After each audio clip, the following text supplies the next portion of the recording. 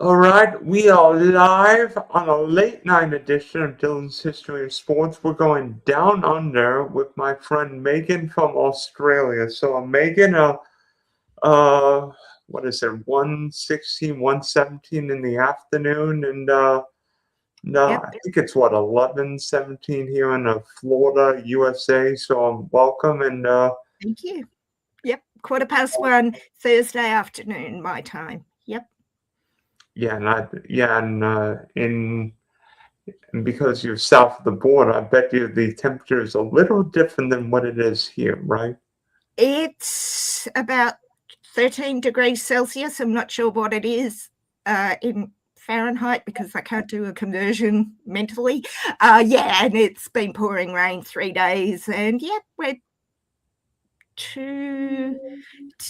3 days of full winter here, and it's absolutely freezing. I'm sitting, I've got my own boots on, I've got socks you can't see under the desk, but yeah, freezing. Feels like Seattle. Feels like Seattle, right? It is actually giving me thunderstorms, but yeah, giving me very big Seattle vibes, which I actually love, except I get migraines from humidity and thunderstorms, so not so much, but yeah. And it's crazy how a fan from Australia can root for the Seahawks. Of course, maybe being Northwest Australia, the Seahawks, of course, in the Pacific Northwest. So I did not actually make that connection. My best friend Brandon, who I do the Hawks Nest with, said, "You told me you're from the northwest of your state." Yeah, Pacific Northwest. And on top of that, I'm actually I'm 4 months younger than the Seahawks' first game. They played their first game on the 1st of August, 1976, and I was born on the 1st of December, 1976. So there's that too. So yeah. Yeah, so what's the earliest football memory you have growing up? Of NFL? Yeah. Okay, so here in Australia, until we got cable TV, which was 1999, 2000, we would only get one NFL game each year. And I grew up in the 80s, so it was the Super Bowl that we would get each year. So I grew up with Joe Montana and Jerry Rice of the 49ers. Now, this is going to get me thrown out of the 12s, but I love Joe Montana, and I would root for the 49ers, and particularly Joe. And that was the only game we would get here on our national broadcaster was the Super Bowl, was a 49ers fan. Then, so I'm a big USC fan. You can see on the door I've got all my USC hats from when I was in California in 2022. And of course, Pete Carroll was the USC head coach, not when I was there, but before that. And I love him as a coach. And of course, he went to Seattle in 2010. And I thought, I'll just follow the coach. I hadn't heard of the Seahawks. She said the Pacific Northwest of my state. And yeah, the rest was history, pretty much from 2010. I had heard of, people like Steve Largent and Jim Zorn, who are my two favorite Seahawks of all time. Sean Alexander, who I got to see elevated into our Ring of Honor when I was there in 22. But I had never, because they weren't making the Super Bowl, I hadn't actually seen them on TV down here. But yeah, Pete Carroll went to Seattle, and I basically followed him and fell in love with the team, the city, the 12s, and yeah, have been ever since. And so now, games happen thick and fast. I'm guessing your first big Seahawk memory would have been the beast mode quake when Marshawn Lynch basically ran through the whole defense. I had friends at that game, and the classic line, "I'm just here so I don't get fined." I love Marshawn, and he's actually part owner of one of my favorite hockey teams, the Seattle Kraken. I think my first big memory was definitely Beast Mode, but it was actually Richard Sherman. I love Sherm as well, not as much as Beast, but the way he would play and he'd get up into people's faces, being that firecracker that he was. But definitely Beast Mode. I've still got Saints fan friends that still shake their heads at that, but I don't know what it was about that I thought, oh, this is the team I want. And I think it was that game was also my first real introduction to the 12s. And, it's always said that there is no stadium quite like Lumen with the 12s roaring for their team. And I've watched that game several times. I've watched that moment several times, and you could feel through the screen the 12s. And I was there in 22. I lost hearing for 2.5 weeks.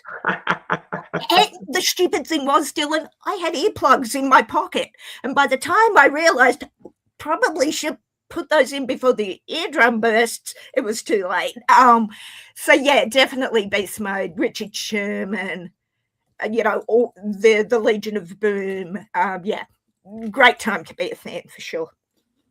Made two Super Bowls, won one. Got the Lombardi right there for our last one. Where is it? Oh, sorry, I can't see it there, but yes, got a Lombardi there for this year. Yeah. Yeah, so obviously the first Super Bowl would have been the Seahawks Broncos Super Bowl. That would have been Russell Wilson, Peyton Manning at MetLife. Yep. And I'm guessing, being a Seahawks fan, you're thinking, this is a dream come true. First snap of the game, Manning I was going to say that first snaps the ball 20 feet over Peyton Manning's head. I'm like, this game's over. I didn't watch it live at the time because I had something else on, but I remember, watching that first snap and it flies past Manning, and it was like, no way. Can we actually, how you have a feeling that it's like, you watch the first snap, and depending how that goes, that's like how the game goes, which it did in that case. And you're sitting there going, oh God, no, really? Peyton Manning did that? Okay. And then it was what it was. I remember they had the parade in Seattle, as they do, and I was still shaking my head like, no, we just haven't won the Super Bowl, because it was like, and even this year, this past year, I was in Sydney for a trip. I was sitting in a sports bar watching us beat the Rams for the championship game, wearing pretty much what I had a throwback on, going, no, we couldn't have just done that, and we did, of course, and everyone buys you drinks and whatnot. But that first Super Bowl, it seems surreal, and even now looking at it, and the one we had this year against the Pats, it just seems so surreal because you hope and you talk your team up all the time, as 12s do. And then it's like, hang on, second-year head coach, we're supposed to be rebuilding. Hey, if this is a rebuild with a Super Bowl win, I'll take it. We'll rebuild every effing year, So, it's pretty special. Pretty special. Yeah, and then we all know what Russell Wilson did. Seahawks fans probably remember the second Super Bowl when Seattle didn't give Marshawn Lynch the ball. Did you even see or know Russell Wilson before the 12s drafted him? No, I had heard of him at a college level. I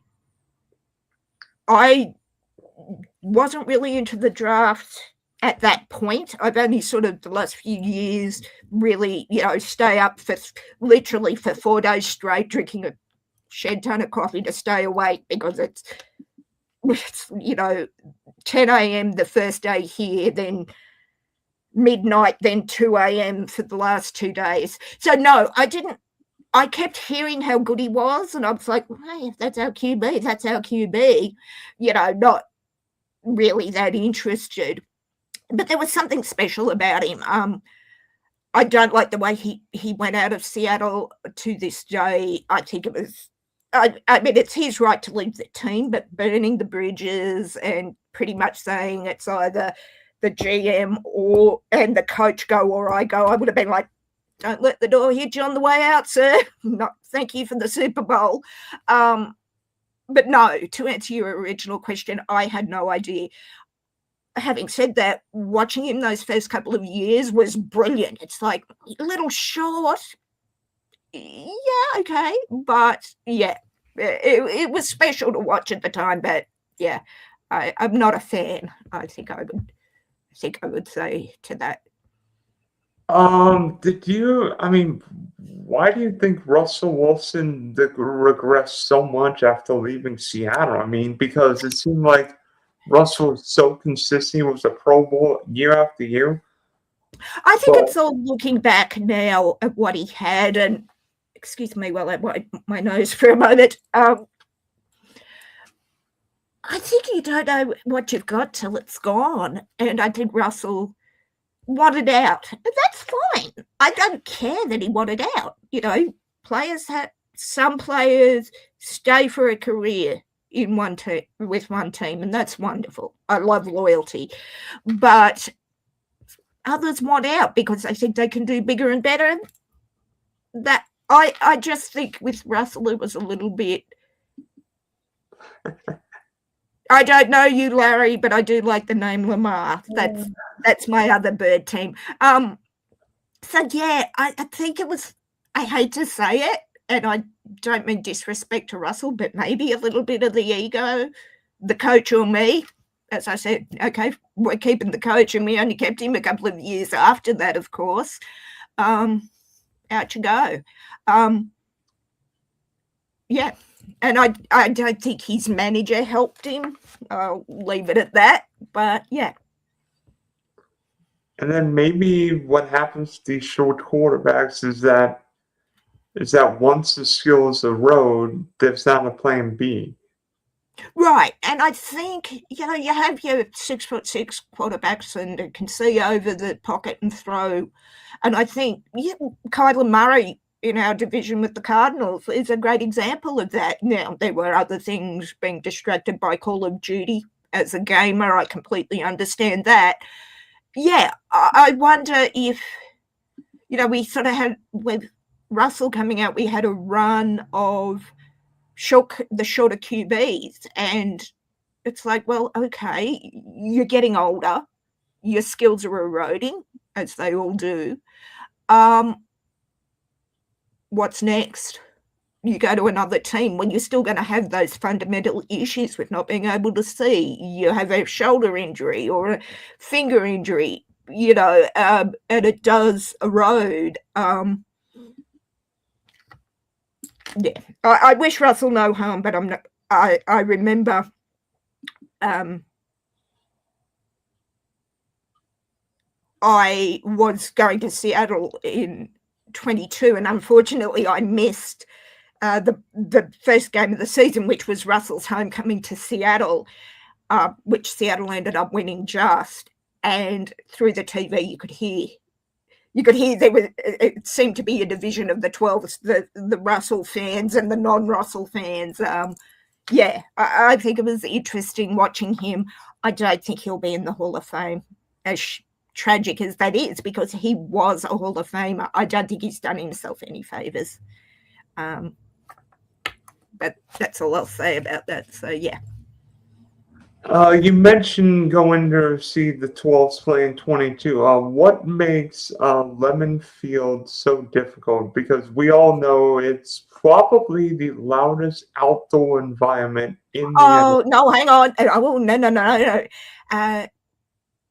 Kansas City will have you believe that their stadium, because they've got the record, their microphones were in the wrong place. Okay, you were saying, well, Paul Allen, our late owner, who had Lumen Field built on the Kingdome site in Sodo in Seattle, had acoustic engineers come in because he's was a University of Washington fan. Sorry, he was a Husky fan, and their stadium, Husky Stadium, is built acoustically for the same reason.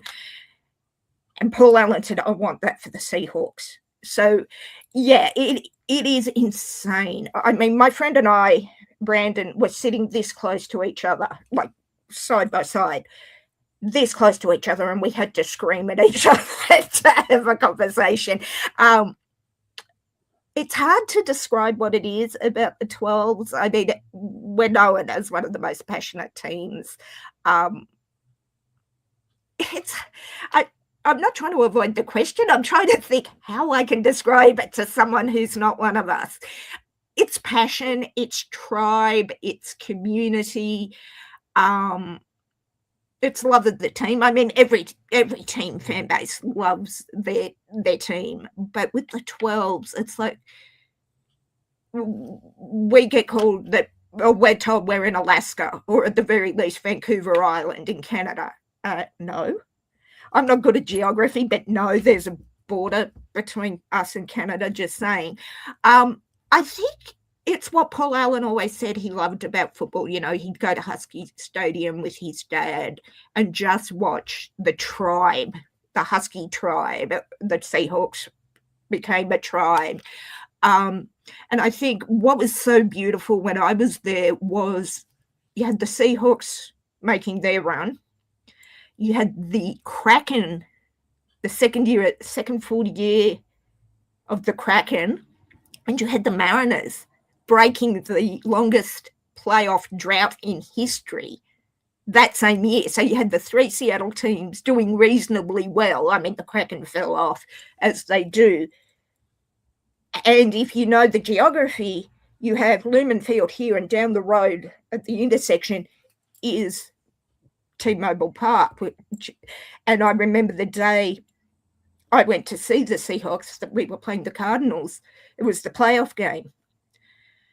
And if the Mariners had won the game the night before, they would have gone to game 6, and you would have had 300,000 people between Lumen and T-Mobile. And if you know that area, there ain't a lot of room to move. Unfortunately, the Mariners lost the night before, but you still had 100,000. And then around after we won the game, you have everyone heading to the bars. So it's just community. We're all around the world, you know. I think I read somewhere, or I was told, here in Australia, we have the 4th largest number of 12s outside of Seattle. I'm not sure if that's true. That's what I've heard. Germany, the UK, South America, us down here. And it does help that our kicker, I knew our kicker, Michael Dixon, when he played AFL in Sydney, just very sort of, oh, there he is over there. I heard he's going to the NFL. Yeah, so I guess, as I said, it's so hard, and I've been asked it many times what it is to be a 12. Yeah, it's not one thing. It's a passion for our team. Cut me, I bleed blue and green. 10 a.m. Seattle is 3:30 a.m. here in Inverell, and I am up every day watching the team win, lose, or draw. So, yeah, it's a passion, I think, yeah. Are Seattle fans jacked up on coffee, or they lubricated? Well, I am. I'm always jacked on coffee. I am a slave to the bean, and I do love my Starbucks pike place roast. No, as I said, it's a passion thing for us. Like I said, I'm not saying it's exclusive to us. As you know, it's only a Seahawk thing, and if you're not a 12, you don't get it. All fans have their passion for their team. I think, someone joked it's the combination of the rain. What was it? It was the weather, the salmon, and the Starbucks coffee that makes a Seattle fan. Having the salmon yeeted over your head at Pike Place Market, which I've also done. Drinking at the first Starbucks, which I've also done. Yeah, but as I said, it's really hard to define what it is to be a 12. But there was a really good documentary done by a friend of mine, Norb, who looked at that, and he said himself, he's a lifelong 12, lifelong Seattle resident. You can't define it, and if someone asks you, you just say it's a 12 thing. I don't know how to describe it, but yeah. How do Australian fans respond in the NFL? Because when people down under think football, you probably think more rugby or soccer, because New Zealand Blacks. And I'm an All Blacks fan as well. I love the rugby. When I usually describe it as being an NFL fan, so I don't even often say football. I'll say, I'm doing an interview with Dylan about the Seahawks and the NFL as opposed to football, because we have rugby league, we have rugby union, we have soccer, and we have Australian rules football. So we have 4 branches of football, if you call it that, or 4 kinds of football. So I usually say I'm an NFL fan. Who's your team? The Seahawks. Because as you said, you don't have to differentiate between, you're talking about soccer, that's football in the UK, or rugby, as you said, which is football in New Zealand, the UK, and Europe. So yeah, I usually I know a lot of Aussie fans will say NFL fan, and then differentiate, we're members of the 12, we're Seahawks fans, or whatever. Yeah. And I think it's crazy how certain country, and maybe the NFL is trying to tap into this by going all these places, because I would never think that there'd be an NFL game in Australia, because that trip would seem ludicrous, because you've made the trip from Australia to Seattle. How many hours is it? I did Seattle to LA, which was 17 hours. And then did Seattle. Well, I love that the Seahawks are sort of on the front foot with this, because, of course, we had 12 North, which expanded it to our Canadian brethren. And, of course, Seattle is a lot closer to Canada than it is to Australia. I love that we're on the front foot for it. We had the game in Munich. Rugby is brutal, and the reason why rugby players don't wear helmets and pads like the American footballers do is because we had a player nearly decapitated when he was tackled, and he had his shoulder pads pulled over his head. He was nearly decapitated and ended up paralyzed. So we do have a large contingent of fans. As I said, Canada, Germany, we played the Bucks in Germany. I was supposed to go to that game and ended up with COVID on the way home, unfortunately. I love it because I was told. And by the way, the only time I remember Tom Brady ever getting a tripping penalty in his NFL career was that Munich game. That Munich game, yeah. That was a 2:30 a.m. game with COVID, long COVID. That was a lot of fun to sit up with. And a loss. I love the fact that they're at least considering the international fans, because I was told that I wasn't a true fan because I'm from Australia in a chat yesterday by a very disgruntled 49ers fan who I told there's no way he's winning the Super Bowl, despite what this particular idiot thought, and I'm not saying it's all 49ers fans, by the way. I was going to the Melbourne game, but I'm going to Paris for my birthday instead next year. It's brutal, the travel, but the Seahawks have been top 3 traveling teams for years. The year I went to Seattle, which was 2022, we'd done something like 30,000 miles, not including Munich. And I get that it's not ideal. But as I said to my Rams content creator friend, so we miss out, or we as fans are expected to drop, like I did for that trip, $75,000 to come and see our team. Yeah, I mean, okay, but you're going to lose a lot of fans, particularly when you've got a couple of players in the league. You got Michael Dixon and his cousin playing, and they're from Sydney.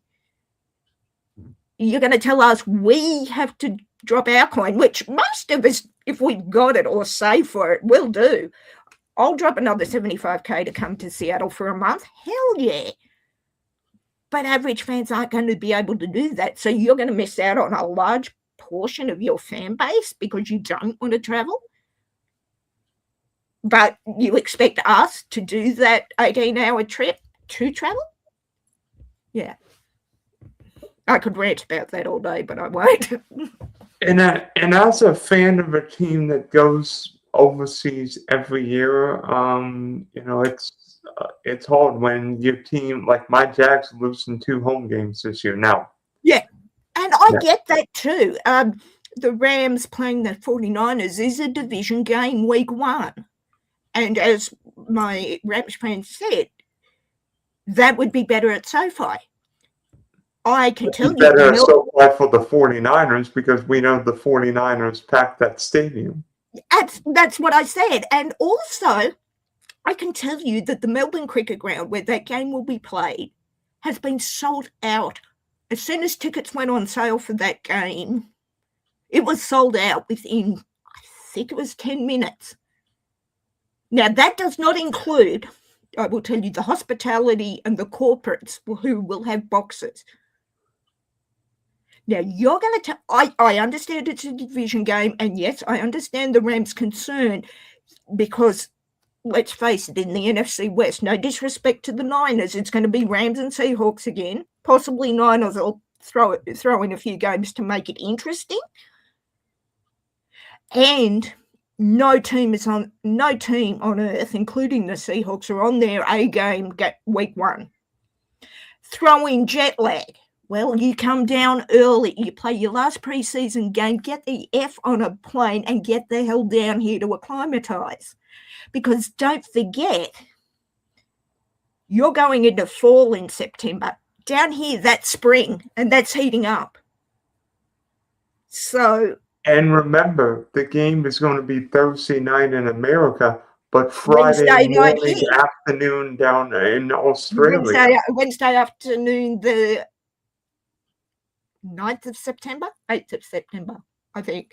But yeah, so all these considerations have to be taken into consideration. But I'm saying the Seahawks were in Munich for 2 weeks before that. We had a bye. No, we had the bye the week after. So if you plan it correctly, jet lag is a bitch. I can attest to that, not only because I have a sleeping disorder, it is a bitch. But if you plan it well enough, you can accommodate these things. You can accommodate the time zone change because I don't think we're in daylight savings October, so you missed that. But that the weather's going to change. The jet lag is going to change. So all of that needs to be taken into consideration. But telling me you don't, the best game would have, and we would have absolutely killed New England again. But I am devastated that the Super Bowl replay, Seahawks and New England, which is our week 1 game, is not being played in Australia. Because I guarantee you, as soon as that would be announced, people would be throwing down the $7,000 to get a ticket for this game. I would have thrown down I would have closed my eyes and gone, shut up and take my money now. But that's at Lumen Week 1. So, yeah. But I wonder who's going to wave. I wonder who's going to wave. Who's going to raise the 12-man flag that night? Oh, I have already heard who it could be. I'm not willing to put my money on it yet, but they have already started looking at that. That's going to be a brilliant game. And yeah, isn't it wonderful what a really easy schedule, how an easy schedule can get you into the Super Bowl, New England, but have you fall flat on your ass. Yeah. Well, that's what happens when you play a backup quarterback in an AFC championship game. That's a whole nother. We'll have to talk about that because I'm still grinning about that. Watching New England content creators think they were absolutely going to kill us. How'd that go for you, New England? Sort of grin. Yeah, and I'm watching Drake May get back there. I mean, drop back, and I'm like, they say Sam Darnold sees ghosts. Drake May was seeing stars from getting absolutely drilled. Okay, just saying. Well, you mentioned Sam Darnold, and a guy who I think was neglected and who was seen as a bust with the Jets and the Panthers. Yep. Spent the year with Kyle Shanahan. Great year with Kevin O'Connell. Comes to Seattle. People are like, what are the Seahawks doing? Because they traded. I was one of them. I love Sam. I've loved him since USC. But when we drafted him, when we took him, I was like, I love him, and I do. What the actual hell? But I still hear that Sam's going to see ghosts. And one of my actually San Francisco friend on the NFC West Roundtable said he's got the perfect Halloween dress up for Sam, Ghostbuster with the proton pack, and I just fell on the floor laughing because I think I did a super chat to the chat saying Sam ain't seeing no ghosts, and what more does that man have to do to prove how good he is? Okay, he's not always good, but no player is, Yeah. I'm so happy. And a lot of the 12s were like, we friggin' told you, you idiots were not going to give him a chance. And look, let's face it, the first couple of years, he sucked. You have to say it as it is. But let's just say he probably went to the Wolves team because Sam was 21 years old and playing for the Jets. And let's just say this: the New York Jets are not the Seattle Seahawks run. They don't have John Snyder GMing or Mike McDonald head coach. Let's face it, the Jets. It's the team where all good players go to have their careers die. I think, is that harsh? Perhaps. Fair, completely. Yeah, you're right. And I think it was because I kind of watched the Vikings, but don't keep one eye on them.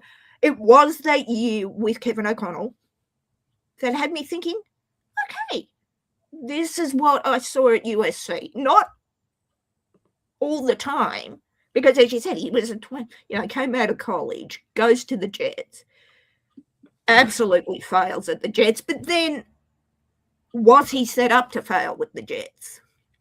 And that's the question. Because I jokingly say it's where all good careers go to die. But it's not, as you said, it's not like the Jets had JS, our illustrious GM, or Mike McDonald, or Kevin O'Connell there. So I just wonder a lot of the time, using the Jets as an example, how much of it was Sam himself as a young man coming out for that first team, and how much of it isn't, but should be placed at the Jets' feet, saying, well, it's not like you set him up for success. So, a little bit of A and a little bit of B, Was there a game last year that told you Sam Darnold was ready to take on the NFL's best? Because I think that Sunday night game against Washington told me, yeah, Sam's for real. I think it was a combination of games. I don't think it was one game, because there was the game, and I'm blanking, sorry, Dylan, on who it was against, where he had all the picks and everyone throws their hands up and goes, there he is. Might have been the first Ram game. I think it was. Yeah. No, it was. And he has all the picks and everyone's going, there we go. And I'm just like, hey. Yeah. I even said it in our chat. Back off. He's rattled. Okay. It was the Rams. But I think it was gradually, like he was stepping up each time. Yes, he fell down, like climbing the staircase. Yes, he fell down a few times, had the picks. I think the game that really had me believing in Sam was the championship game. And actually two. It was the 2-point conversion, which Rams still bitch about, but it was legal. And it was the championship game. I was in Sydney watching that at a sports bar in full kit, and I was like, oh, hell yeah, there he is. But as I said, it wasn't for me any one game. It was, certainly the Rams game when he was shaking, we were all like, oh, okay, this is not good. But then I just kept saying, pump the brakes, let him get used to it. And it was the gradual improvement, yes, with a few stumbles, sure. But I think it was the championship game where I remember saying to my friend Brandon, oh, we're going all the way, baby. And not only are we going all the way, we are taking it in Santa Clara. And, of course, the rest is history. Yeah. Yeah, not only see Sam Darnold play well, but outplay the league MVP that year and go blow for blow with Stafford or something. Yeah, and I think a lot of Rams fans were like, this wasn't supposed to happen. We were supposed to take the 1 seed and we were supposed to, go to the Super Bowl. Well, you choked away a 16-point lead. You're relying and I'm not saying Matt Stafford isn't a great player, MVP player, and I will say if he's ever up for the MVP, Stafford's going to get it. But you discounted Sam way too early. And LA special teams couldn't catch a cold in Alaska barefoot. That insults the Alaskan barefoot winter, but yeah, I hear what you're saying.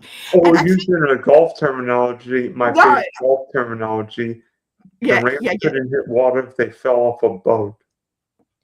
Dude, the Rams special teams couldn't fight their way out of a wet paper bag by themselves in a room full of light. We can mock the Rams, and trust me, I do. And I loved that he was underestimated because, and I'm going to say it because you're on the East Coast, Dylan. Underestimate us. It's fun when we are supposed to be the worst team in the NFC West. Because let me tell you, brother, I got a 3D printed Lombardi on the shelf because it's so much fun when you underestimate us and we go, just like the classic quote from Mike McDonald, we did not care. So yeah. I can attest when Seattle came to Duval County Week 6, you kicked our butts. I remember Jaxon Smith Njigba literally catching every pass. Good for my fantasy team, but I was just saying, I'm in the Hawks Nest League, and the boys all laughed at me for taking JSN. I had second pick. I took JSN straight up, and everyone's like, "What'd you do that for?" That's a reason. I'm just sitting there going, end of the year. And by the way, in our league, guess who took JSN? Who, you? I was going to say, yeah, you laughed at me for taking him second pick, boys. How'd that work out with you? Only my second year in the league, and I just kicked all but 2 because I got third. I got a week 1 bye, and I strengthened that team. And I would have won, except Zach Charbonnet got injured at the wrong moment. And I was like, oh. But yeah, I Yeah. actually got the most points in the regular season, but ended up losing my semifinal. Ugh, Oh God. no! I got third, but most of all, I wanted to beat Brandon, and I did. I did. But yeah, I mean, I, I just hope the hate stops this year for Sam. It probably won't. But yeah, I've loved him since USA. Yeah, sure, he sucked at the Jets. I'm not going to paint that anyway. But I think it was for me, Kevin O'Connell believing in him and saying, you got this, you do you. And then he came to us, and yeah, I was like, really? Okay. I don't hate it. I don't love it. We'll see. And then, of course, last year happened, and turning cartwheels for it. So yeah. Do you think we see some wide receivers have big years, but Jaxon Smith Njigba, I'm not sure he was healthy the first 2 years, plus DK Metcalf there. But I think what we saw last year was JSN show what he did that Rose Bowl for Ohio State. He was such a great route runner and showing that what, you don't have to be a big receiver, you don't have to be a fast receiver. You just have to run routes, because that's what JSN did last year. He ran 100%. Yeah. And I think you also, I mean, JSN got the bag, well deserved. The scary thing about JSN, as I said, took him in fantasy, loved him in fantasy. He's only going to get better. Knock on wood, barring catastrophic injury, that kid is only going to climb. Now, what that means for everybody else in the league, look out. I like the pieces we've got with him this year. I love the fact that,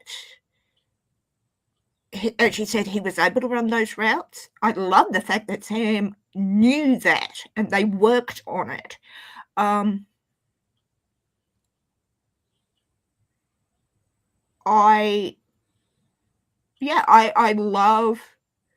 love all of that. I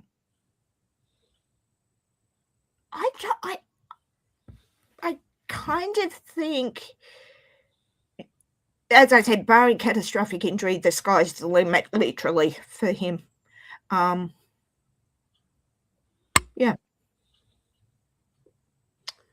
And then, how about you, Coach? In an era of great offensive minds, Mike McDonald shows, hey, you know what? A young defensive mind can win a Super Bowl, right? I loved Mike when he was with the Ravens. As I said, the Ravens are my second bird team. Yeah, again, after having so long with Pete Carroll, I wasn't sure what to expect with Mike as a head coach. I liked him as the defensive coach for the Ravens. I mean, we saw what he did there. But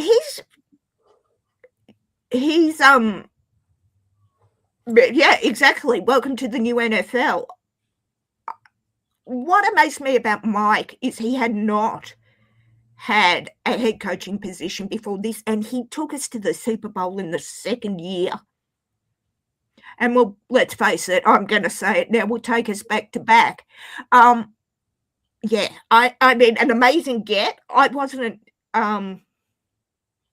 sure what to expect of him in the league as a head coach, but hell, I don't hate it. I definitely do not hate it. And yeah, again, you're never sure with a new head coach, but I think what I like is the mindset. When I saw an interview with him, I think it was yesterday, day before release, and we're not talking about running it back. We're only looking forward. Yeah. And you know what? I mean, looking what the Seahawks did a decade plus ago, the Seahawks are thinking, we're not going to lose that second Super Bowl. We're going to win in LA this year. Sorry, Rams, you're not going to get a home Super Bowl. Oh God, might it be sweet? As the 12s on the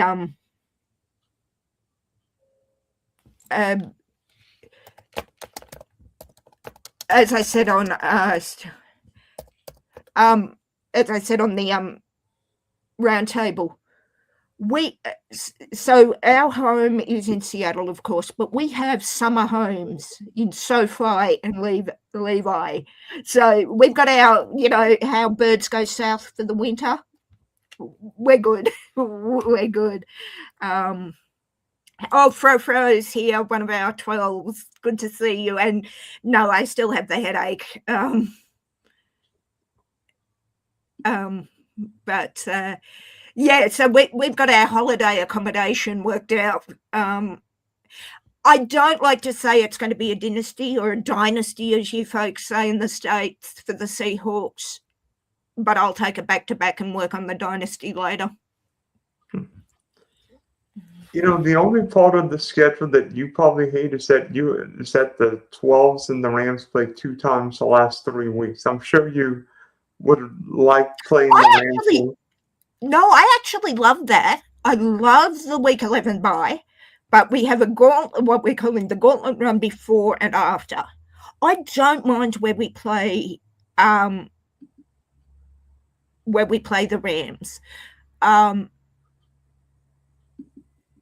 I would have liked, as some 12s are saying, we would have liked the Rams done and one and done earlier. I don't mind it. I like that we get, as I said, we get the week 11 bye. I like that we sort of have a mini gauntlet, as we're calling it, before the bye, so we can have that time off to regroup and then go for the kill in the final run. So I don't know. I can understand why both 12s and Rams fans are kind of like, that sucks. It will show who truly deserves to win the division, whether it's us or the Rams. It'll be us. I said what I said, Stephen. I can't be held responsible for how you hear things. So, yeah, I don't mind it. I'm glad we get the 49ers out of the way. I'm just trying to remember. Yeah, we get the early run with the Niners, so, yeah. At Denver on a short week, it's not going to be easy. That's going to be that's the one I'm not sure of. People are asking for my predictions. That'll go either way. Short week, as you said, in Denver. Not looking forward to that. But I can attest, my team goes to Denver week 2, but Denver's coming off a Monday night game in Kansas City. But it'll be what it'll be. But I just want the game, whether it's in Denver, Seattle, Washington, wherever, just to be competitive. There's one thing I hate, particularly if I'm going to get up, at ungodly hours, is a blowout. I mean, yeah, it's nice when the Seahawks blow teams out, but I want to see competition. Yeah, so the Denver one is the one I'm flipping a coin for. As you said, the short week, mile high. I have that as a loss with a question mark, depending what happens before. And then playing the Rams, of course, on Christmas. Christmas is going to be. Well, that'll be Boxing Day for me, and I have a long-standing commitment to the cricket on Boxing Day, eating leftovers. So I'm not sure. I'll probably have a split screen and watching both and screaming at both. So yeah, we're supposed to be in Melbourne for that game, but as I said, I'm going to Paris next year, so it won't be. Fro. That's the only one I've got as a loss. The others, the Cards. I love pantsing the Cards because my brother's a Cardinals fan, and I love when we beat them. I really don't. People are already asking me for my predictions. I don't have a clue yet. I need to really sit down and look for my predictions. I have said 13-4. I think I need to revise that and say 14-3. Yeah. I was just thinking, it may or may not happen. What if the Seahawks and Jags meant for the Super Bowl at SoFi this year?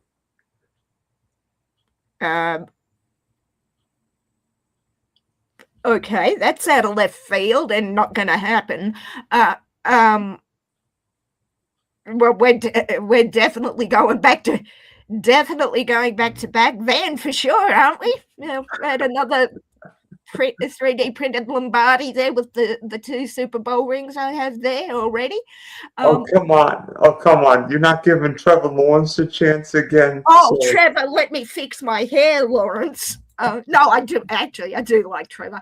That'd be an interesting Super Bowl.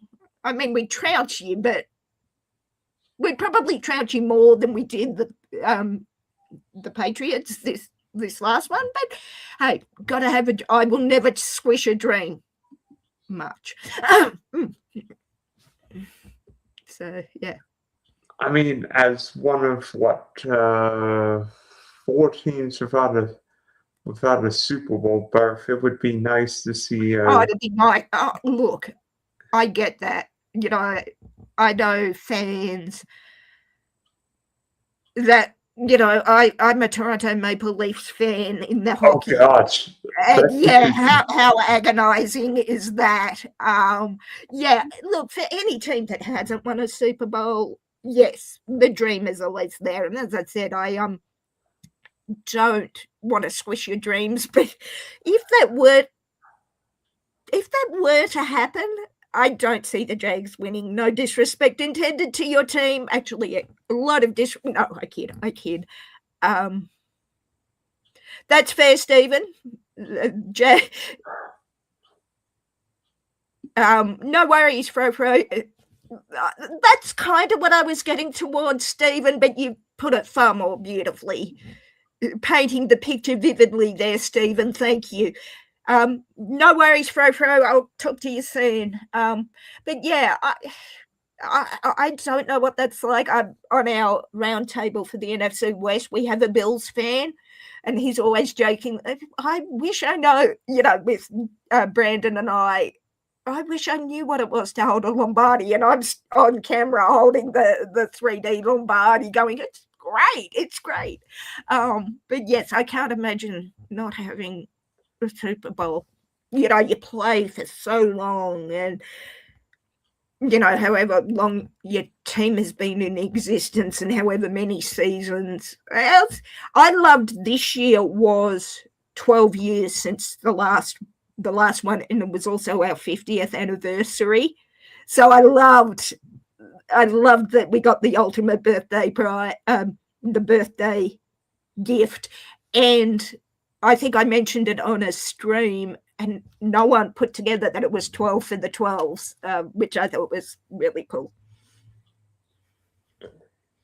And you know what? The craziest thing in not even a month, your team, that being Australia, and my team, the U.S. men's national team, are going to play in the World Cup in Seattle, no less. I know, and I wish I could have got. Oh, dude, I wish I could have gotten over for that.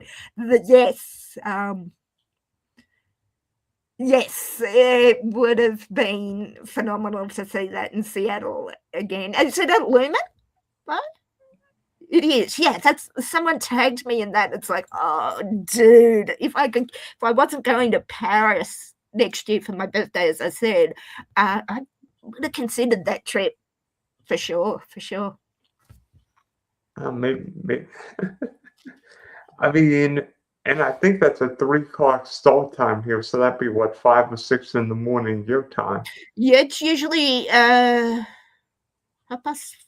I think. No, 3. No, 5 a.m. Yeah, 4:30. Yeah. Oh, but I bet you those 1 o'clock games, or those like 9:30. Yeah, those 1 o'clock games have got to be hard at either getting up at 3 o'clock or staying up to 3 o'clock. I'll usually do what I do for the draft. Just drink coffee and stay awake for 24 hours and then crash. And I always check the diary that when I'm going to do that, I've got nothing on for the next few days so I can sleep. But yeah. All right, Megan, thanks for hopping on. Great. What this was Wolf staying up late for, and hopefully we have 28 goals when we play in Seattle, and maybe we'll talk in another. Yeah, definitely. Super Bowl. Hit me up. I will definitely, definitely chat to you soon. And yeah.